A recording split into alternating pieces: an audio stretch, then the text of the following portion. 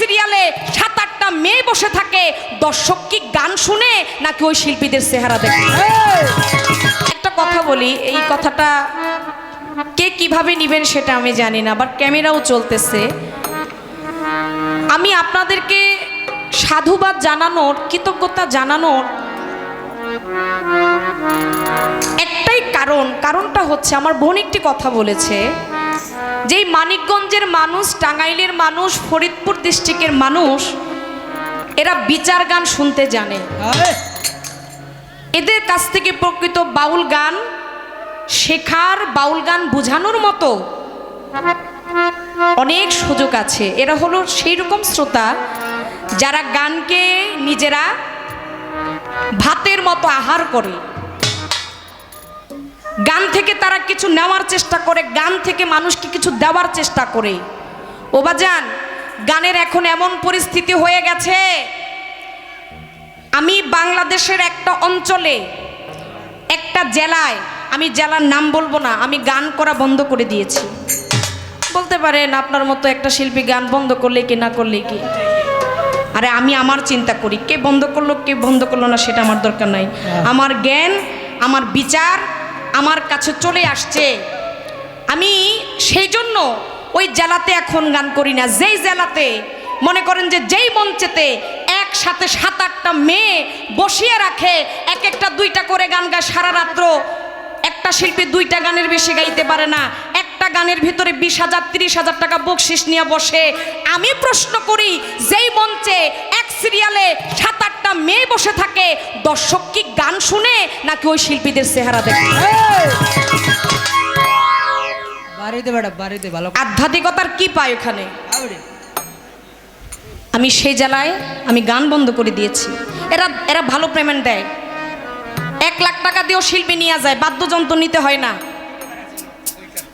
মাত্র 2টা গান গাইলেই হয়ে যায়, সারা রাত্র আর গান গাওয়া লাগে না। আমি সেই সব জেলার মানুষকে বলতে চাই, গান কিভাবে শুনতে হয়, বিচার গান কিভাবে শুনতে হয়, হাদিস কোরআন কিভাবে শুনতে হয়, তোমরা মানিকগঞ্জে আসো, ফরিদপুর ডিস্ট্রিক্টে ওই সব জায়গায় যাই, ওই সব জায়গার মাটি যে আছে, মাটির ওই ধুলা গায়ে লাগাও। এটা দুঃখে বলতেছি, আপনারা জানেন কোন জেলা, নাম বলবো না, ক্যামেরা আছে তো। তাই ওই সব মানুষকে বলি, বিচার গান কাকে বলে, তত্ত্ব গান কাকে বলে, গান যে প্রকৃত, গানের ভিতরে যে কিছু আছে, তোমরা এইসব দেশে আসো, অলি আল্লাহর পায়রবি করো, এই মানুষদের সঙ্গ করো, তবেই তোমাদের দ্বারাই বাউল গানটা টিকবে। না হলে বাউল গান যেভাবে বন্ধ হয়ে যাইতেছে, যেভাবে ধ্বংস হইতেছে, এটার জন্য তোমরাই দায়ী, তোমরাই কারণ। আল্লাহ তাদেরকে হেদায়েত দান করুক, আপনারাও দোয়া করেন তাদের জন্য। এবার একটু পালার কথায় আসতে হয়।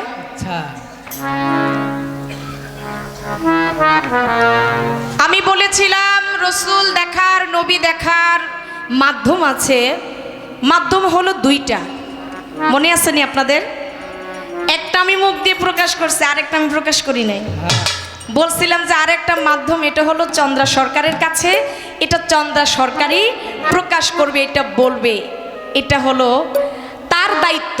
আমার যেটা দায়িত্ব, আমার নবুয়তের পক্ষ থেকে যেটা আসে, আমার হাদিস যেটা ইশারা করছে, আমি সেটা বলার চেষ্টা করি।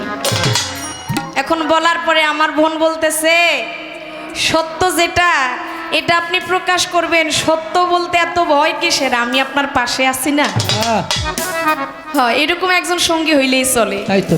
এই জন্য আপনাকে ধন্যবাদ, আপনি কথাটা বলেছেন। তবে একটা কথা বলি, সত্য হলো একটা তলোয়ার, সত্য যেটা, এটা হচ্ছে একটা তলোয়ার। এই সত্য নিয়ে যদি আপনি আগাইতে পারেন, এই তলোয়ারটা যদি আপনার কাছে থাকে, আপনার সাথে কাউকে দরকার নাই, আপনি সত্য দিয়ে যুদ্ধ করতে পারবেন। তবে বোন, একটা কথা আপনাকে বলি, এটা একটা বই, ধরেন এটা একটা কোরআন শরীফ, আপনারা আমার হাতে একটা কোরআন শরীফ দিয়েছেন। আচ্ছা বাজান, আমি কি এই কোরআন শরীফ আমাকে দিয়েছেন, এই দায়িত্বটা আমাকে দিয়েছেন, আমি কি কোরআন শরীফের পক্ষে কথা বলবো নাকি আমি হাদিসের পক্ষে কথা বলবো? বলছেন এটা পড়ার জন্য, তোমাকে একটা কোরআন দিলাম, তুমি এই কোরআনটা পড়ো। এখন আমি এখান থেকে যে পড়বো, আমি যে বলবো, আমি কি কোরআনের কথা বলবো নাকি এটা রেখে আমি হাদিসের কথা বলবো? জবাব দিতে হবে। আমাকে কোরআনের কথা বলতে হবে, কারণ এটা আপনারা আমার হাতে দিয়েছেন। আমি এটার ভিতরে যেটা আছে সেটাই আমি বলবো। আমি এটাই বলে তো শেষ করতে পারছি না, কিসের আমি আবার পরে হাদিস বলবো? কারণ আমার পালাটা হলো নবুয়ত। আমার নবুয়তের পক্ষে যে কথা আসবে আমি সেটা আগে বলবো। বিলায়তের যে কথাটা সেটা তো আমার বলার দরকার নাই, সেটা বলবেন আপনি। এই জন্য তো দুজনকে দুইটা পথ আমাদেরকে দিয়ে দিয়েছে। নাইলে কই তো চন্দ্র সরকার আপনি নবুয়ত বেলায়েত গান ও পুতুল দেওয়ান, আপনিও নবুয়ত বেলায়েত গান। কিন্তু হ্যাঁ, আমি সত্য লুকিয়ে যাই নাই, আমি সত্য একভাবে না একভাবে প্রকাশ করেছি। আমি ইশারা দিয়েছি, ইশারা তাই বুঝে নিতে হবে কথা। ওই যে বলছি দুইটা মাধ্যম, দুইটা কৌশল। একটা আমি মুখ দিয়ে প্রকাশ করলাম, এটা হলো নবীর দুরূদ। আরেকটা কৌশল, আরেকটা পথ যেটা, এটা আপনি বলবেন, এটার দায়িত্বটা হলো আপনার। কই আপনি আমার লাইনে আসবেন না, একটু পরে আসবেন। আরে কি কোন, আমি লাইনে আইসাই রইছি, বুঝতে পারেন না আপনি আমার কথা শুনে বুঝেন না আমি কোন লাইনে আছি, আমি কোন ধরনের মানুষ, আমার আলোচনা কি, আপনি আমার কথা শুনে একটু হলেও বুঝতে হবে যে আসলে আমি আপনার লাইনে আছি কিনা। আরে লাইন যেটা বলেন, আমি আগে বলেছি দুইটা পথই হলো নবীর পথ। এখন দুইটা পথের ভিতরে যে যে বিষয়গুলো আছে খণ্ড খণ্ডভাবে এটা আপনাকে প্রকাশ করতে হবে, এটা আমাকে প্রকাশ করতে হবে। ছিল নবুয়তি যুগ, নবুয়তি যুগ বিদায় নিল, চলে আসলো এবার বেলায়তি যুগ। এখন বেলায়তি যুগে যে যে বিষয়ের উপর নির্ভর করে আমাদেরকে চলতে হবে, ফিরতে হবে, ওই ধরনের আলাপ আলোচনা বলতে হবে। নবীর যে নবুয়তি যুগে যে বিষয়গুলো ছিল এটা উল্লেখ, এটা আমাকে তুলে ধরতে হবে। বিষয় হলো এটা। বলে আপনি টাকা দিয়া উপমা দেখাইলেন, আপনি তো টাকার মান রাখলেন না। কে বলছে টাকার মান রাখি নাই? আমি বুঝাইছি, এটাতেই বুঝে নিতে হবে পুতুল দেওয়ান টাকার যেই একটা এক্সাম্পল, একটা উপমা দিল, এটা কেন দিল? অবশ্যই আমি দুইটাকেই সম্মান করি, কিন্তু আমার দায়িত্ব হলো একটা বিষয় নিয়ে, একটা সাবজেক্ট নিয়ে কথা বলা। আমি সেই সাবজেক্টের উপরেই থাকতে হবে। যদি আপনার পথে যায়, আপনি আমার পথে আসেন, এটা পালা যখন শেষ হবে দুইজন দুইজনের সাথে বুক মিশাইয়া এই জায়গা, এবারে আপনি আমার লাইনে এসে পড়বেন, আমি আপনার লাইনে চলে যাব। এটা হলো মূলত পালার নিয়ম। চেষ্টা করলাম ছোট্ট করে, এই কথাটা বাইজা ছিল, এটা বলে শেষ করার জন্য। এদিক দিয়ে পিছন দিয়ে আসেন, পিছন দিয়ে। তা আমি এখানে কথাটা রাখি, ছোট্ট করে একটা গান বলি। প্রশ্ন আমাকে অনেক সুন্দর করেছেন, ভারী চমৎকার করেছেন, আর আপনাকেও ধন্যবাদ। আমি যে প্রশ্ন আপনাকে করেছি, এই প্রশ্নের জবাব যে আপনি দিয়েছেন, আমি মনে করি এই একটা প্রশ্নের জবাবে অনেক মানুষের জ্ঞান আঁখি খুলে যাবে যে আমার আল্লাহও গান শুনে। তাহলে ওই সমস্ত লোকেরা কিভাবে বলে গান হারাম, গানের পক্ষে তারা কথা বলে না? আরে গান গাইছিল খাজা বাবা, গান শুনেছিল বড় পীর, পিরানি পীর দস্তগীর বড় পীর আব্দুল কাদের জিলানী বলেছিল, হে খাজা মঈনুদ্দিন চিশতি, যিনি হচ্ছে চিশতিয়া তরিকার ইমাম, আর যিনি কাদরিয়া তরিকার ইমাম আমার বড় পীর খাজা মঈনুদ্দিনকে বলেছিল, হে খাজা মঈনুদ্দিন, তোমার মতো যে গান গাইতে পারবে তার জন্য গান গাওয়া জায়েজ, আর আমি বড় পীরের মতো যে গান শুনতে পারবে তার জন্য গান শোনা জায়েজ। গান এত সহজ বিষয় না। ধন্যবাদ, আপনি সুন্দর কথা বলেছেন। এবার আপনি যে প্রশ্ন আমাকে করেছেন, আমি সহিভাবে সেই প্রশ্নের জবাব দেওয়ার চেষ্টা করব। ছোট্ট করে একটি গান আমার গাইতে হয়, যেহেতু নবুয়তের পক্ষে আছি, নবুয়তের বিষয় নিয়ে এখনো ধারা পালা চলছে, সেভাবেই অব্যাহত থেকে আমি ছোট্ট করে পালাটা করে আমিও বিচ্ছেদের দেশে চলে যাব।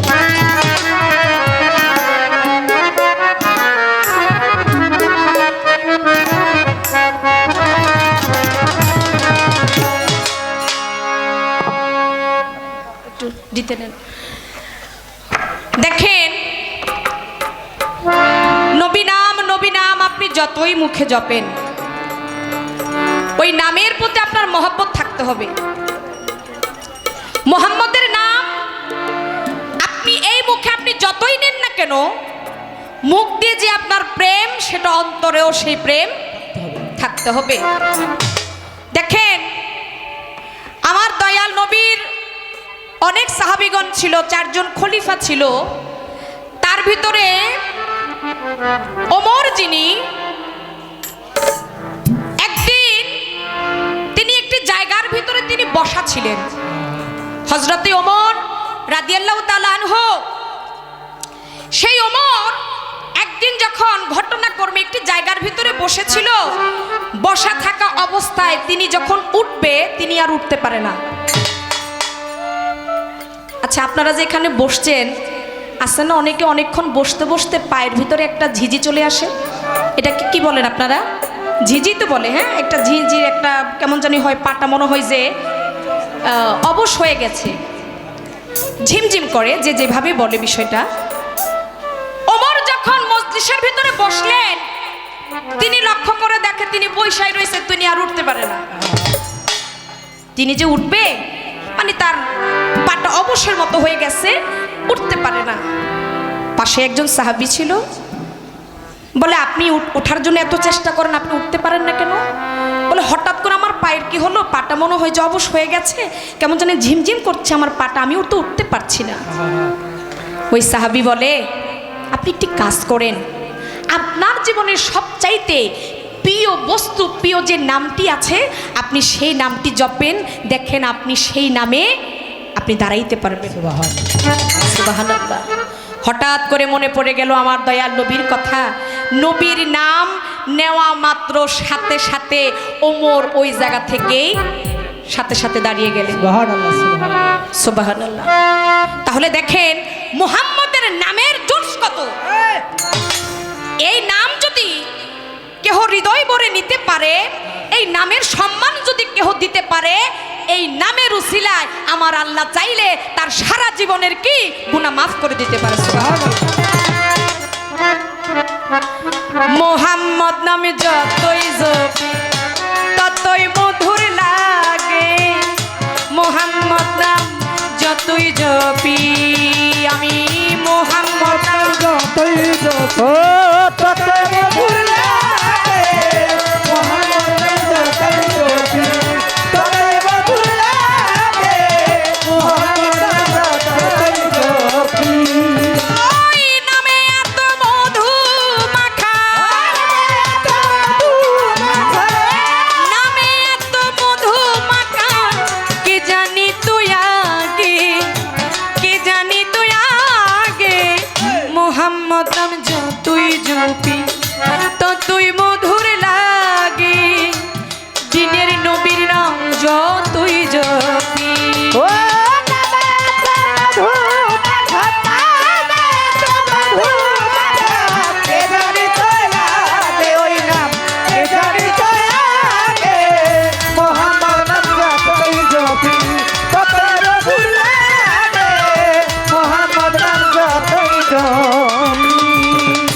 ওই নামে মধু চাহি, প্রাণ ভ্রমণ বেড়াই গাহি, ওই নামে মধু চাহি,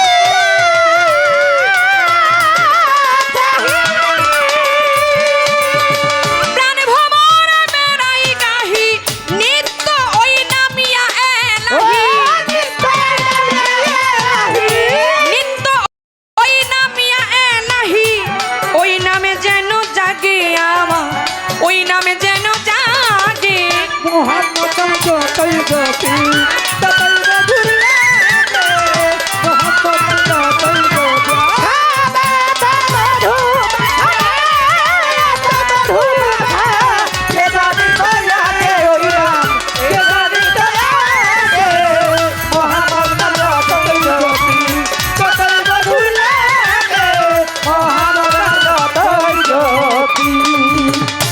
ওই নামে মুসাফির রাহি,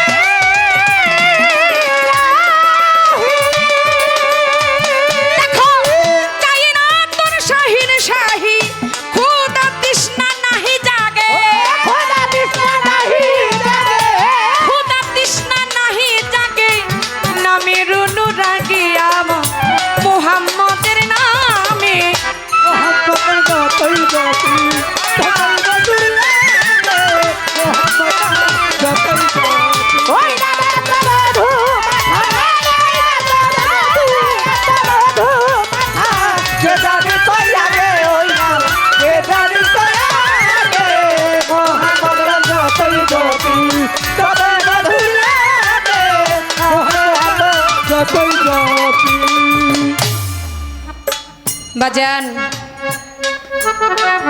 তার নামের এতই মধু, সেই নামে এতই প্রেম, কেহ যদি সেই নাম মোহাম্মদ ভরে সেই নামের উপরে ঈমান এনে ওই মোহাম্মদের নামের উপরে কেহ যদি বিশ্বাস রেখে সেই নাম যদি জপতে পারে, তার আর এই দিন দুনিয়ার খানাও প্রয়োজন হয় না।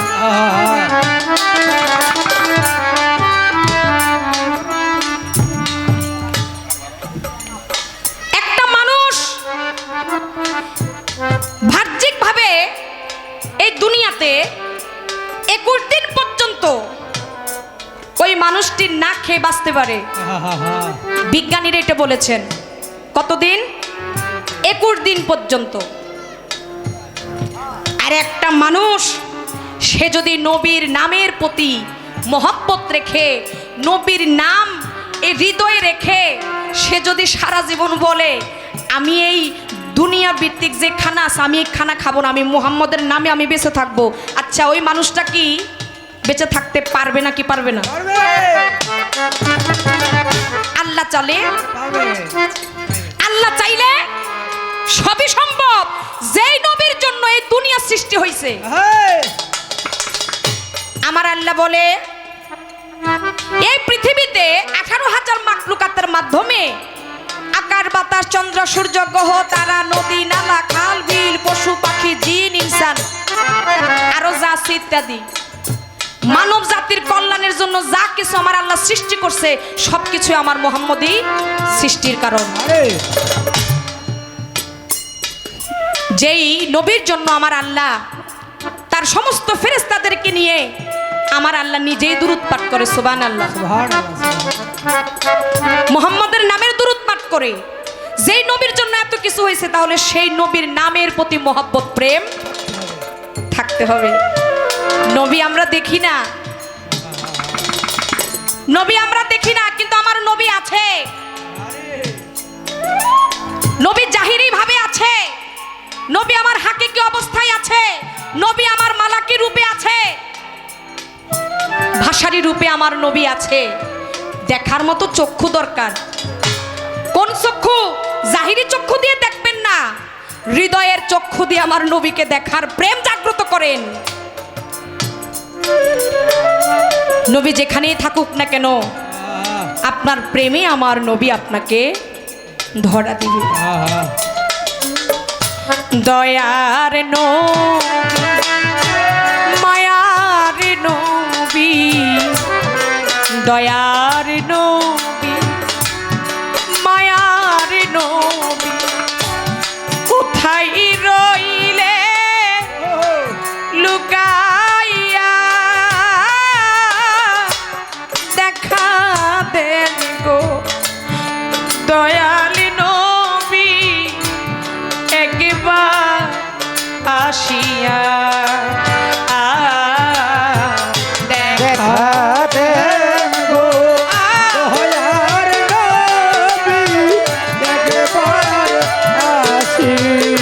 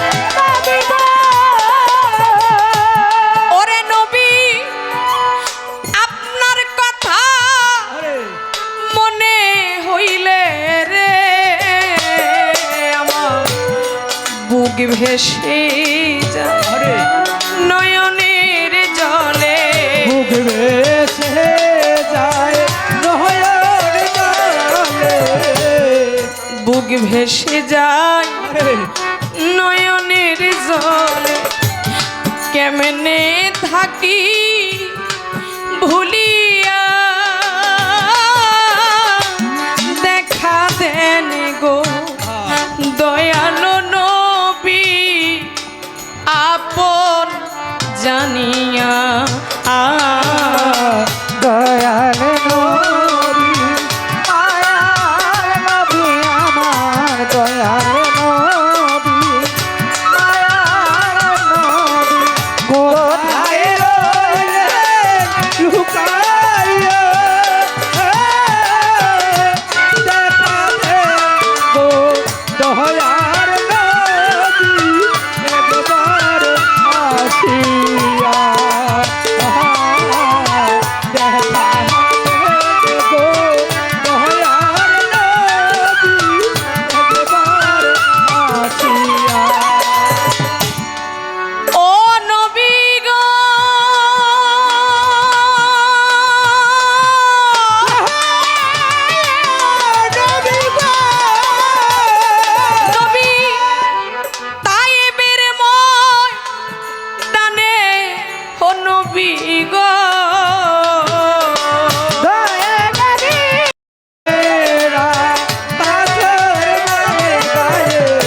কাফেরেরা পাথর মারে, কেমনে থাকলে সহিয়া, দেখা দেন গো দয়ার নবী একবার আসিয়া। দেখা দেন গো দয়ার নবী একবার আসিয়া। দেখা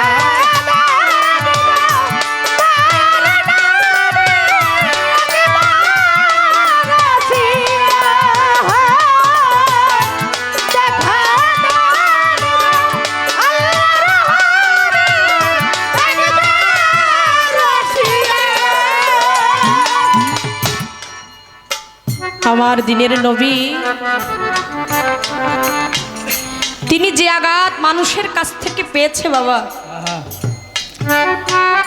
সেই আঘাত আমার নবী কখনো কোনো মানুষকে করে নাই। আমরা সেই নবীর উম্মত। হ্যাঁ, বড়ই আমাদের হতভাগা কপাল যারা এই নবীকে আমরা চিনতে পারি নাই। আমার দয়াল নবী, তার সহধর্মিনীরা ছিল তার সাথে, তারা নিজ থেকে আমার দয়াল নবীকে দেখেছে। একদিন আম্মাজান আয়েশা সিদ্দিকা আমার নবীকে প্রশ্ন করেছিল, ইয়া রাসূলুল্লাহ, আপনার শরীরের ভিতরে ছোট ছোট ছোট ছোট বসন্তের দাগ দেখা যায়, ইয়া রাসূলুল্লাহ, আপনার কি কখনো বসন্ত রোগ হয়েছিল যার জন্য আপনার শরীরে এই দাগ দেখা যায়? আমার নবী আয়েশা সিদ্দিকাকে বলেছিল, তুমি শুনবাই ঘটনা আয়েশা, আমার কখনো বসন্ত রোগ হয় নাই, তবে আমার শরীরে যে আঘাতের চিহ্ন দেখছো, এই চিহ্নের চাইতে না আমার মনের আঘাতের চিহ্ন অনেক বেশি। আয়েশা, আমার এই জীবন দশায় আমি অনেক যুদ্ধে আমি অংশগ্রহণ করেছি। আমার দয়াল নবীর জীবনী পড়লে পাওয়া যায়, আমার দয়াল নবী তার 63 বছর জিন্দেগানির ভিতরে 27টি যুদ্ধে তিনি অংশগ্রহণ করেছেন। কয়টা যুদ্ধে? 27টি যুদ্ধে তিনি অংশগ্রহণ করেছেন। তার ভিতরে সবচাইতে তাইবে তিনি ইসলাম প্রচার করার জন্য যে গিয়েছিলেন, মক্কা থেকে 92 কিলোমিটার দূরে সে তাইব শহর, যেখানে ইসলাম প্রচার করতে গিয়ে আমার নবী অনেক আঘাত তাদের কাছ থেকে পেয়েছেন। তাইবের যে ঘটনাটা, এর চাইতে কষ্টের ঘটনা আর কিছু হইতে পারে না। না বাবা, জীবনী প্রমাণ করে, দলিল প্রমাণ করে, হাদিস প্রমাণ করে আমার নবী তাদের কাছ থেকে যে আঘাত পেয়েছে। ওই সময় আবু জাহেল তাইবের যে বাদশা ছিল, গভর্নর ছিল, তাকে জানান দিয়ে দিয়েছে যে এই শহরে এমন একজন মানুষ আসবে, সে একটা ধর্ম নিয়ে আসবে, সে ধর্মটা প্রচার করবে, যেখানেই তাকে পাবেন তাকে আপনারা কি আঘাত করবেন, আঘাত করতে করতে মেরে ফেলবেন। এদিক দিয়ে ওই তাইবের যে গভর্নর, সেই বাদশা যত ছোট ছোট ছোট ছোট বাচ্চা আছে, যত গ্রামবাসী লোক আছে, সবাইকে তিনি জানান দিয়ে দিলেন যে একজন মানুষ আসবে, সে যখন একটা ধর্ম প্রচার করবে তখনই তোমরা সাথে সাথে তাকে দেখলে অ্যাটাক করবে। তারা কি করলো, যে যেখান থেকে পেরেছে তারা হাতের ভিতরে ছোট ছোট বড় বড় পাথর নিয়ে আমার নবীকে দেখা মাত্রই নিক্ষেপ করে সে পাথরগুলো। আর আমার নবীর গায়ের উপরে সেই পাথরগুলো এমনভাবে লেগেছিল, আমার নবীর শরীর থেকে রক্ত যেভাবে ঝরেছিল, সেদিন রক্ত পড়ে আমার নবী দুর্বল হয়ে গিয়েছিল। সেই রক্তে আমার নবীর যেই পায়ে যেই জুতা মোবারক ছিল, সেই জুতা সেই রক্তের ভিতরে লেগে গিয়েছিল। এবার বাবা বুঝেন, একটা মানুষকে কত আঘাত করলে তার শরীর থেকে রক্ত বাইর হয়, একটা মানুষকে কত কষ্ট দিলে, কত কঠিন ভাবে তার শরীরে পাথর নিক্ষেপ করলে ওই মানুষটার শরীর থেকে রক্ত বের হয়ে তার যেই জুতা, সেই জুতা মোবারক সেই রক্তের ভিতরে আটকা পড়ে যায়। তারপরও তো আমার নবী পিছায়া যায় নাই, তারপর আমার নবী কষ্ট করছে। কিন্তু আবু জাহেল, তাদের মতো কিছু মানুষ আছে, আমি জানুয়ারি বললাম, তারা আমার নবীরে চিনে নাই। মানুষ হইয়া চিনতে পারি নাই বাবা, মানুষ হইয়া চিনতে পারি না, কিন্তু বনের পশু আমার নবীরে চিনে। আমার দয়াল নবী তার জীবনীতে আসছে, ওই সময়ের একজন শিকারী সে বনের হরিণীকে বেঁধে রেখেছিল। আমার দয়াল নবী সেদিন ওই বন দিয়ে যায়, রাস্তা দিয়ে যায়, হরিণী দূর থেকে আমার নবীকে দেখে চিনতে পারে, বলে হে আল্লাহ, তোমার দুস্থ হাবিব এই রাস্তা দিয়ে হেঁটে যায়, তুমি যদি আমার জবানটা খুলে দিতে, আমি মন ভরে তোমার বন্ধুর সাথে, তোমার দোস্তের সাথে আমি একটু কথা বলতাম। আল্লাহর দরবারে কথা কবুল হয়ে গেল, হরিণীর জবান খুলে গেল, মুখ দিয়ে কথা বলে। রসুল আল্লাহ যখন সামনে গেলেন, বলে দিনের নবী হাবিব ইয়া রাসূল আল্লাহ, আপনি আমার সম্মুখে আসছেন, আজ আমার জবান খুলে গেছে, আল্লাহ আমাকে জবান দিয়ে দিয়েছে, আমি একটু কথা বলতে পারছি। ইয়া রাসূলুল্লাহ, আমি না এই জঙ্গল দিয়ে যাচ্ছিলাম, আমাকে বনের শিকারী আমাকে বেঁধে রাখছে। ও রাসূলুল্লাহ, আমি কিছুদিন আগে 2টা সন্তান আমি প্রসব করেছি, ওদেরকে আমি রেখে আসছি, আপনি যদি আমাকে একটু ছুটিয়ে দিতেন, আমাকে যদি একটু ছুটিয়ে দিতেন, আমি তাদেরকে জন্মের মতো দুধ খাইয়ে আমি চলে আসতাম। আমার দয়াল নবী সেদিন সেই হরিণীকে তার বাঁধ খুলে, বাঁধন খুলে ওই হরিণীকে ছেড়ে দিয়েছিল। আর এই দিক দিয়ে বনের যে শিকারী, সে আইসা আমার দিনের নবীকে বলে, আপনি এখানে না আমি হরিণীকে বেঁধে রেখেছিলাম, বলে হরিণী আমাকে কথা দিয়ে গেছে, সে যাবে আর আসবে, তার সন্তানকে দুধ খাই সে চলে আসবে। বলে আপনি কি বলেন, আপনি কে, কি আপনি বুঝেন না, পশু আপনার এই কথা বলছে আর আপনি এই কথা মানছেন, পশু যাবে আবার চলে আসবে, আপনি তার কথা বিশ্বাস করলেন? বলে যতক্ষণ পর্যন্ত এই পশু আমার হাতে আবার শিকার না হবে, আমার কাছে না আসবে, ততক্ষণ পর্যন্ত আমি আপনাকে যাইতে দিব না, আপনি তার বদল আপনি বাধা থাকবেন। আমার দিনের নবী কথা শুনে চুপ হয়ে বলে, ঠিক আছে, যতক্ষণ পর্যন্ত তোমার ওই হরিণী আসবে না, তুমি ততক্ষণ আমাকে বেঁধে রাখো। এই দিক দিয়ে হরিণী তার বাচ্চাদের কাছে গিয়ে বলে, কই রে তোরা, আয় আজকে জন্মের মতো তোরা আমার দুধ খাইয়া নে, তোরা তো আমাকে আর পাবি না।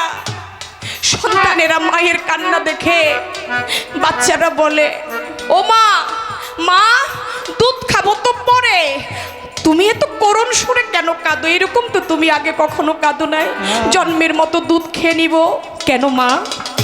বলে, জানোস আমাকে বনের শিকারী আমাকে বেঁধে রাখছে, আমি সেই শিকারীর কাছে আমার দিনের নবী নবী করিম সাল্লাল্লাহু আলাইহি সাল্লাম যারে সৃষ্টি না করলে আমার আল্লাহ জগৎ বানাইতো না, যারে সৃষ্টি না করলে আমরাই হইতাম না, আমি সেই মোহাম্মদকে আমি ওইখানে আমি রেখে আসছি। বলে, মা তাকে রেখে আসছো তার জন্য তোমার এত মায়া, তোমার এই মায়া দেখে আমরাও তার মায়ায় পড়ে গেছি, এই দুই চোখ দিয়ে তো মোহাম্মদকে জীবনে দেখি নাই, আজকে চলো দুধ খাইতে হবে না, সেই মোহাম্মদকে আমরাও আজকে দেখতে চাই।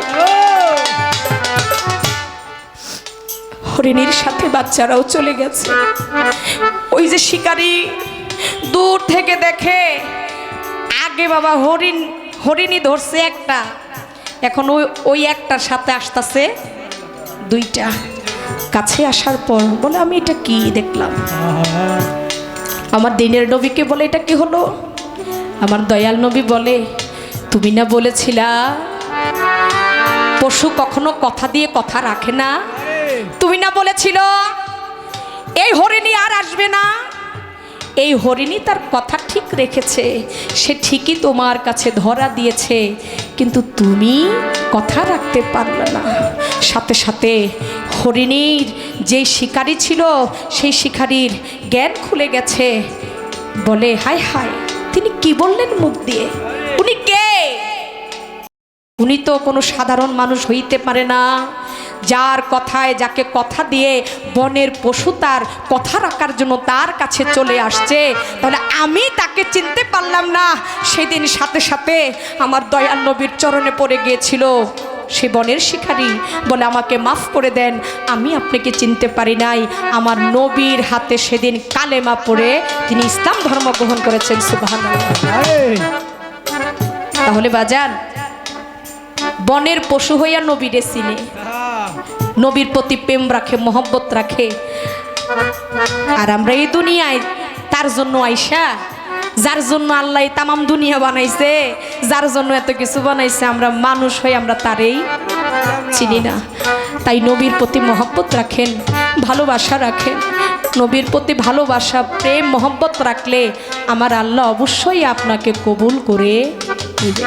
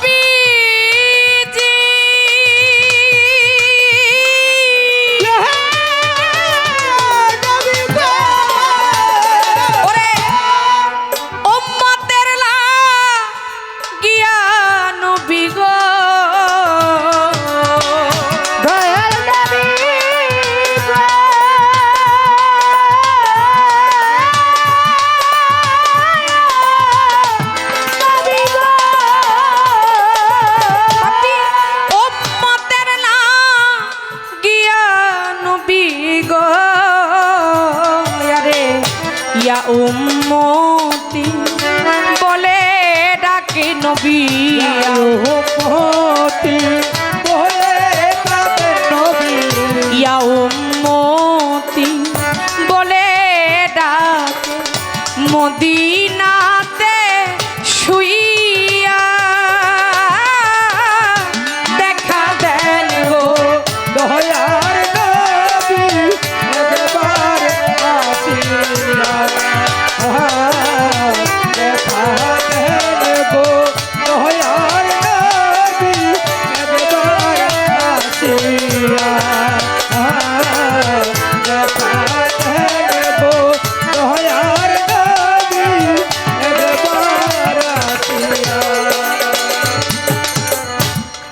আমাকে একটি প্রশ্ন করেছেন।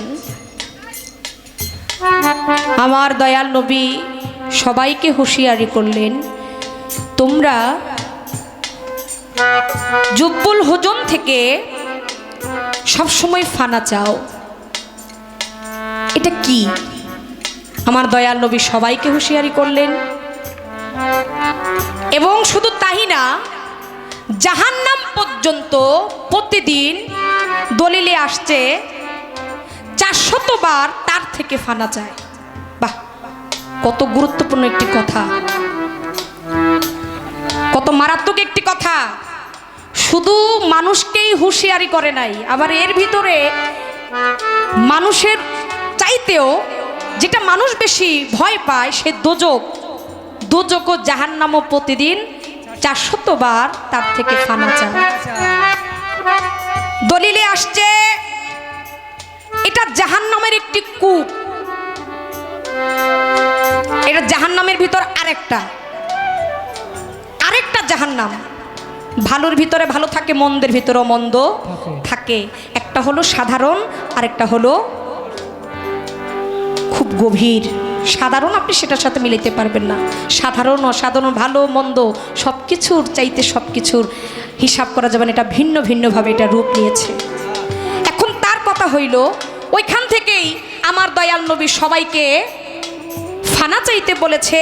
সেটা হলো জাহান্নামের একটি কূপ, এটা ভয়াবহ কূপ।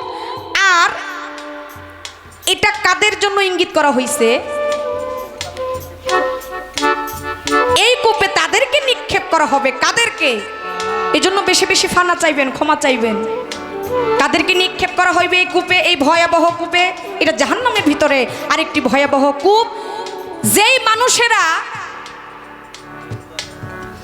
পবিত্র কোরআনের আয়াত মুখস্থ করে, যাদেরকে কোরআনের হাফেজ বলা হয়, আছে না আপনাদের দেশে দেয় না কোরআনের হাফেজ হওয়ার জন্য? মাদ্রাসায় দেয় না? কোরআনের উপরে শিক্ষা নেওয়ার জন্য পাঠায় না? এই যে যারা কোরআনের হাফেজ হইয়া নিজের ভিতরে অহংকার নিয়ে চলে আসে, নিজেকে অনেক কিছু ভাবে, ওই সমস্ত মানুষকে এই জাহান্নামের কূপ, যেটাকে বলা হয়েছে জব্বুল হুজুর, এইখানে নিক্ষেপ করা হইবে, যাহার কথা আমার দয়াল নবী বলে গেছে এবং এটা হাদিসের ভিতরে উল্লেখ আছে। এটা হলো মিশকাত শরীফের কথা। 6টা সিয়াসাত্তা আছে, 6টা সিয়াসাত্তার ভিতরে একটা দলিল, যেখানে তাদের কথা বলা হয়েছে যারা পবিত্র কোরআন পড়ে, পবিত্র কোরআন পড়া যারা হাফেজ নিজেকে দাবি করে। তবে হ্যাঁ, আপনি হাফেজ হইবেন, আপনি কোরআনের শিক্ষা গ্রহণ করেছেন, আপনি ভালোবেসে মানুষকে আপনি সেই শিক্ষা গ্রহণ করাবেন, কিন্তু নিজের ভিতরে কখনো অহংকার আনা যাবে না। আপনি 3 পরিমাণ অহংকার আনছেন। আপনি একজন কোরআনের হাফেজ হইয়া আল্লাহ আপনার জন্য নির্ধারিত করে রাখছে ওই কূপ। এটা ওই বিষয়ে মিশকাত শরীফে হাদিসের ভিতরে এটার বর্ণনা করা হয়েছে। আমি চেষ্টা করলাম দলিল অনুসারে জবাব দিতে। দেখা দেন গো দয়ার নবী একবার আসিয়া, দেখা দেন গো দয়ার নবী একবার আসিয়া। আমরা কি পালা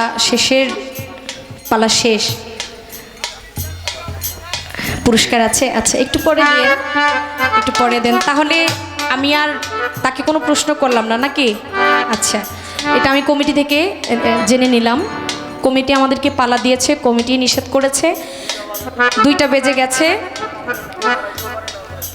প্রায় কাছাকাছি 2টার। আমি হয়তো পরবর্তীতে দাঁড়াইতেও পারি, নাও দাঁড়াইতে পারি, এটা বলা যায় না। আমি আর কোনো প্রশ্ন করলাম না। আচ্ছা বাজান, আমি একটু বলে নেই, আমাদের বলা কওয়াতে আপনারা কোথাও কষ্ট পেয়েছেন? গান আপনাদের কাছে খারাপ লাগছে? আলহামদুলিল্লাহ। আমি খুব টেনশনে ছিলাম, এই জায়গার জন্য আমি নতুন, আমি কি গাইবো, আমি কি বলবো। তো আপনারা যেখানে আমাদের জন্য দোয়া করেছেন, আমি মনে করি এই দোয়ার বরকতে আমি গান করছি, নাহলে আমার গাওয়ার মতো কোনো সাধ্য ক্ষমতা নাই। আসলাম ভাই, আমি চেষ্টা করেছি আপনাদের হবে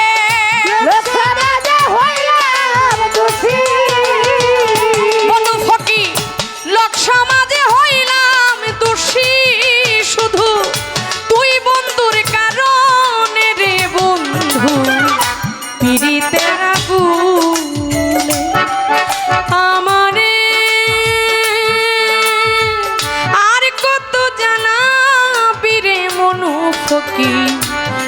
পীড়িতের আগুনে ও আমারে আরে কত জ্বালাবি রে বন্ধু তোর পীড়িতের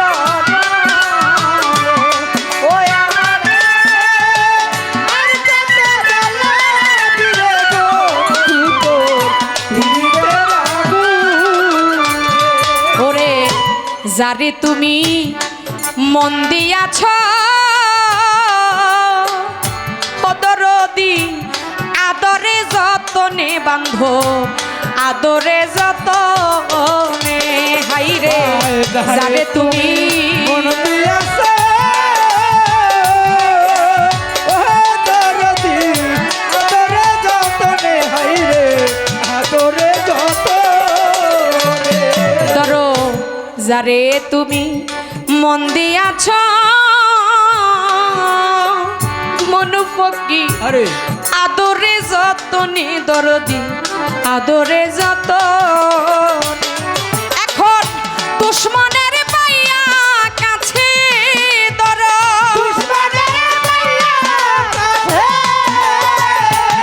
দেখো দুশ্মনের পাইয়া কাছে আরে ভুলাইলো কেমন রে দরদি তো পীড়িতের আগুনে আমারে আর কত জানাবি রে বৈরা বুড়ি মাঝ ভান্ডারী সুরেশ্বরী পীড়িতের আগুনে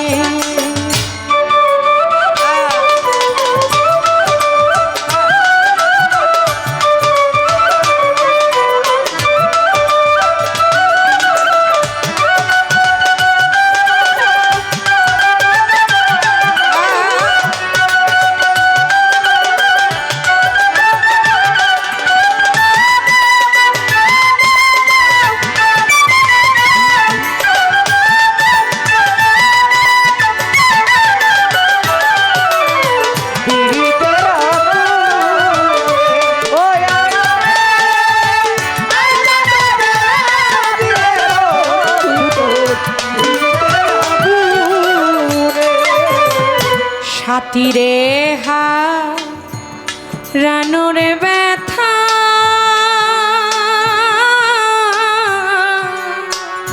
মনুফকি যে হারাই সে জানে ও দয়া জগতে যে হারাই সে জানে সাথীরে হা রানোর ব্যথা দরদি যে হারাই সে জানে ও মনুফকি মুজিব বাবা যে হারাই সে জানে ওরে এখন তুমি নিঠুর কি বুঝিবা আমার তুমি নিঠুর কি বুঝিবা করে দেখো তুমি পাষাণ কি বুঝিবা মাথা ভাঙিলে পাষাণের বন্ধু পীড়িতের আগুন আমারে আর কত জানাবি রে ভান্ডারী পীড়িতের আগুন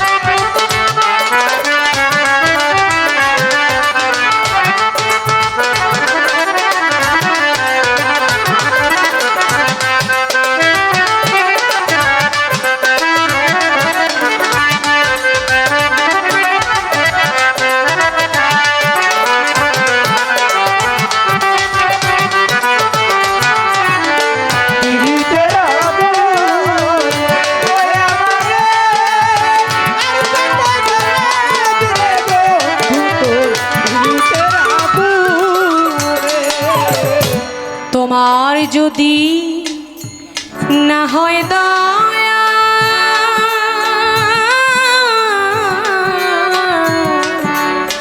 দুঃখী শানুর গানে ও আল্লাহর ওলি মোকলেশা করে তোমার দুঃখী শানুর গানে,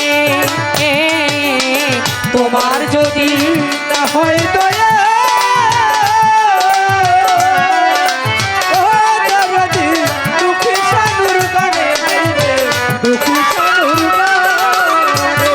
ও মনু ফকির তোমার যদি না হয় দয়া, আয় আমার দুঃখী শানুর গানে বাজায় এই পুতুলের গানে।